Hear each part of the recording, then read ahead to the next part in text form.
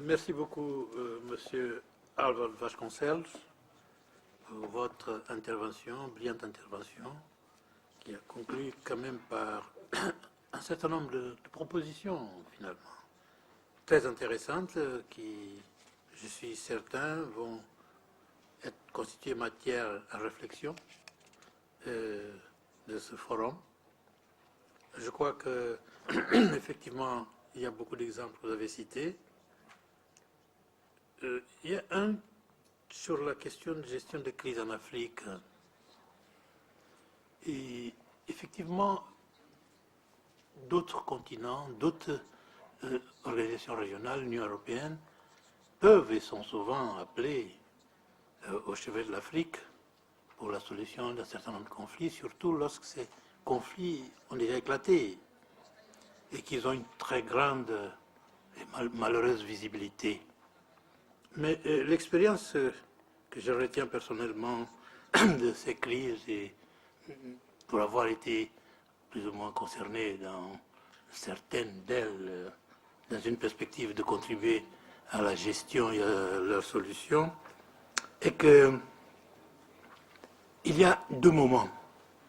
Souvent, quand les choses éclatent, on réussit à mobiliser les consciences et à créer une dynamique visant à mettre fin au conflit.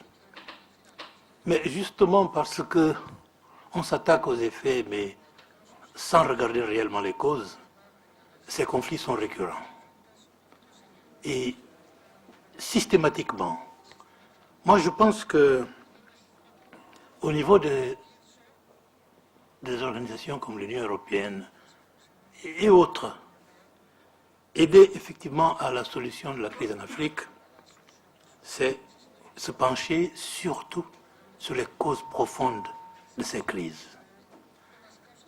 Vous savez, souvent si on anticipe, si on a le souci de petites interventions préventives, homéopathiques, au lieu d'attendre les grands moments pour pouvoir intervenir à chaud, eh bien, nous perdons beaucoup d'énergie, nous perdons surtout des opportunités de mettre un terme aux souffrances des gens. Donc, je suis d'accord qu'il faut générer cette synergie des organisations régionales, européennes et autres, mais il faut aussi qu'indépendamment des cas de crise ouverte, il faut qu'il y ait une réflexion de la communauté internationale, des institutions régionales. Et nous avons parlé de l'immigration, il y a beaucoup de phénomènes qui sont liés justement à cette situation. Et je pense que si on a beaucoup parlé des solutions globales aux problèmes globaux, voilà un problème qui, pour être résolu, doit avoir une solution également globale. Merci. Je crois que maintenant, nous allons écouter les interventions. Je ne sais pas s'il y a des personnes qui voudraient intervenir. Rappelez-moi votre nom parce que j'ai du mal a lire. Muchas gracias. Buenas tardes. Mi nombre es Javier Albarracín. Trabajo en el Instituto Europeo del Mediterráneo de Barcelona. Estamos hablando de regionalización. Más o menos entendemos por dónde puede ir ese concepto, pero mi pregunta es exactamente qué es lo que marca a qué región pertenece un país. Y, por tanto, dónde debe, de alguna manera, reforzar su regionalización. Por ejemplo, Marruecos, culturalmente, tiene seguramente más que ver con otros países de su entorno que con Europa, pero, en cambio, económicamente está mucho más vinculado a Europa. En el caso de Mercosur, o de Sudamérica, Chile también está fortaleciendo y regionalizándose o llegando a acuerdos tanto con Mercosur como con NAFTA, ¿no? Tenemos el caso típico en Europa de Turquía, ¿no? Es decir, en función de qué parámetros un país pertenece a una región, pertenece a otra, y por tanto, cuál es el beneficio de regionalizarse hacia un lado u otro. Por ejemplo, tengo entendido que Mercosur, por ejemplo, se reúne con los países árabes como si fueran un bloque, y ya se han reunido 2 veces. Claro, es una región, el mundo árabe, que tiene sentido que se pueda reunir con Mercosur, que es otro tipo de regionalización. Por tanto, ¿qué es lo que realmente marca a qué zona, a qué región pertenece un país y, por tanto, fortalezca esa regionalización y no otra? Son parámetros culturales, de proximidad, de intensidad económica, de afinidad de sistema político. Y, por otra parte, pregunto si también para que una regionalización sea exitosa, los ponentes creen que es necesaria una institucionalización. En cierta medida ya se ha contestado, pero aquí hay 2 ejemplos en ese sentido bastante diferentes, que sería el caso de Mercosur, que es mucho más intergubernamental, y un caso como la Unión Europea, que es tanto es integración, pero sigue siendo mucho intergubernamental. Por tanto, para que hay muchísimos ejemplos de regionalización en el mundo, ¿creen que es necesaria una cierta, aunque sea flexible o no, que sea realmente dura institucionalización para que pueda avanzar? Gracias. Il y a d'autres interventions? S'il vous plaît, Monsieur le Ministre.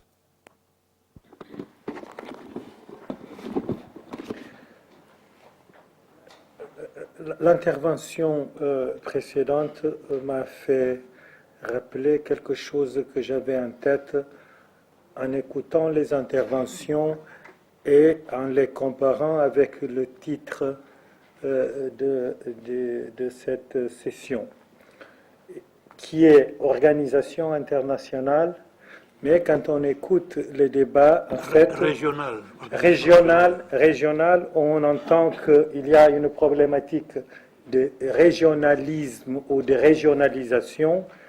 Les organisations régionales proprement dites et la problématique d'intégration qui sont des questions proches mais quand même distinctes.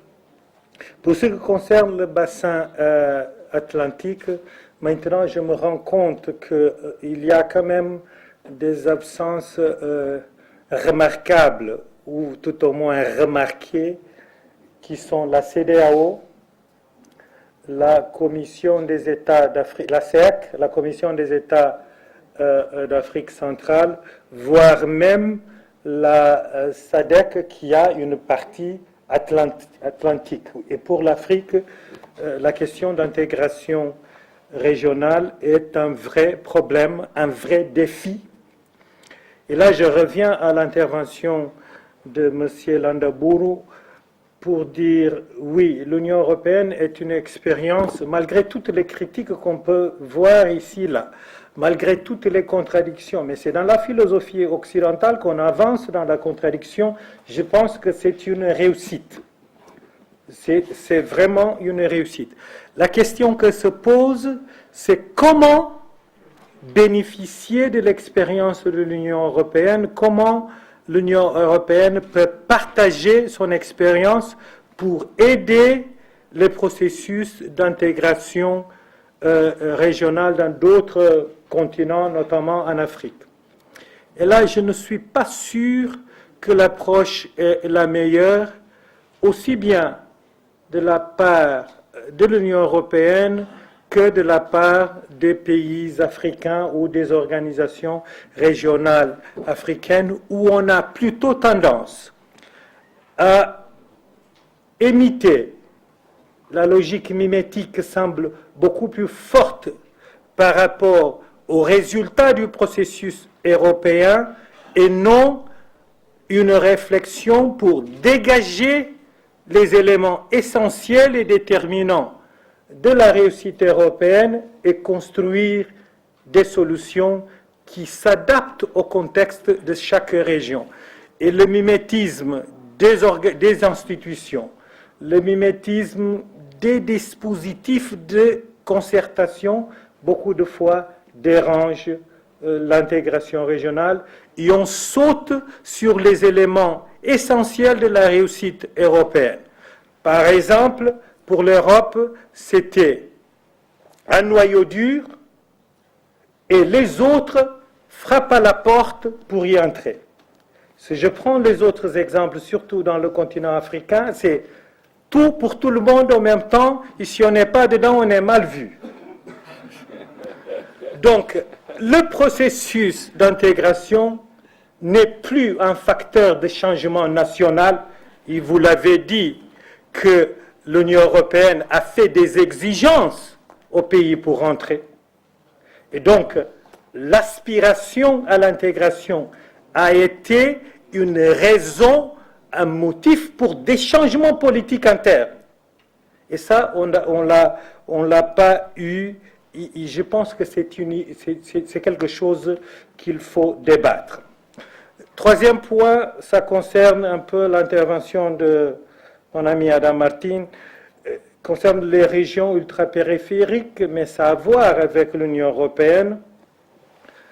Et moi, quand j'étais, aux affaires, j'ai beaucoup discuté cela avec l'Union européenne et je vous repose la question.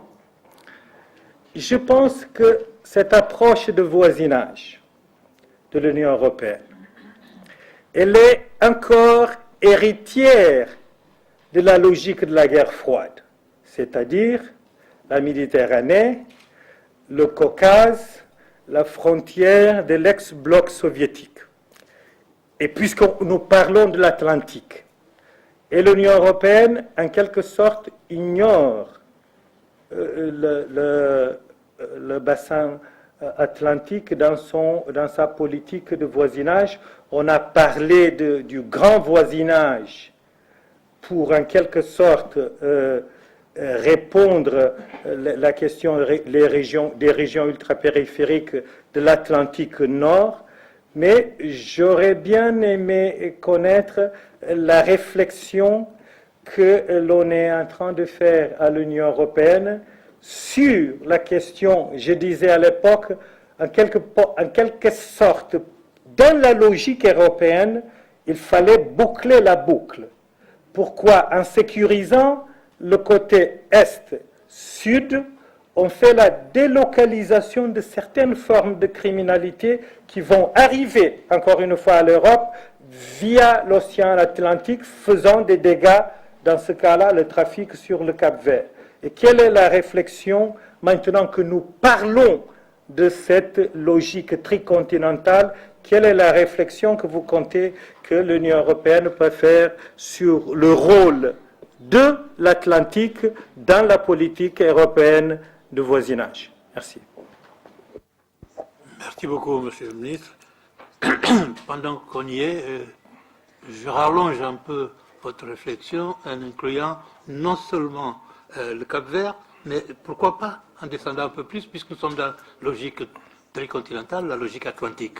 Donc, c'est pour que celui qui va répondre, je pense particulièrement mon voisin de gauche, puisse intégrer également cette dimension un peu plus vaste de la problématique. Merci.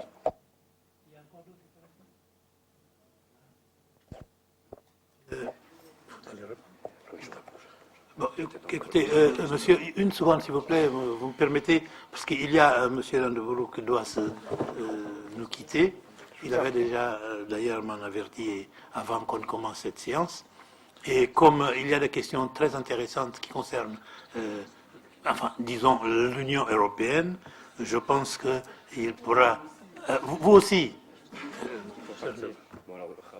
Très court, parce que je dois... Bon, des questions très courtes, les réponses seront aussi très synthétiques. Écoutez, moi je voudrais faire juste un commentaire très bref sur ce qu'a dit mon ami Alvaro pour ne pas être tout à fait d'accord avec lui lorsqu'il parle de la région atlantique, de l'espace atlantique que nous appréhendons aujourd'hui comme étant le plus intégré. C'est vrai pour l'Europe, vous avez l'Union européenne, c'est vrai d'une certaine manière pour l'Amérique du Nord parce que c'est un continent et c'est la première puissance quand même mondiale, et puis l'Amérique latine, vous avez le Mercosur. Et il me semble que face à cela, au contraire, l'Afrique présente des vraies fragilités, car les organisations régionales brillent beaucoup plus par leurs échecs que par leur réalisation. Et l'Union africaine ne délivre pas. Et par conséquent, la problématique que nous allons affronter dans la tricontinentale, dans cette initiative, c'est que vous allez avoir des espaces de régulation et des trade-offs qui sont l'Union européenne, l'Amérique, d'une certaine manière un peu plus le Mercosur, où il y a quand même aussi le Brésil, qui est la puissance montante. Et puis vous avez face à cela tout l'éclatement africain, avec l'émergence des contradictions et des conflits sur cette scène-là, et qui vont venir polluer cet espace au lieu de permettre des régulations et d'affronter en commun et de prendre en commun justement des questions, notamment dans la question sécuritaire. Là, ça va être, donc lutter contre des périls communs va être extrêmement complexe parce que vous avez l'émergence sur la scène tricontinentale des fragilités africaines et notamment des conflits entre les États parce qu'il n'y a pas d'espace de régulation justement propre pour cela. Merci beaucoup. Excusez-moi, Monsieur Lalaboulou va répondre rapidement à certaines questions et puis on continuera.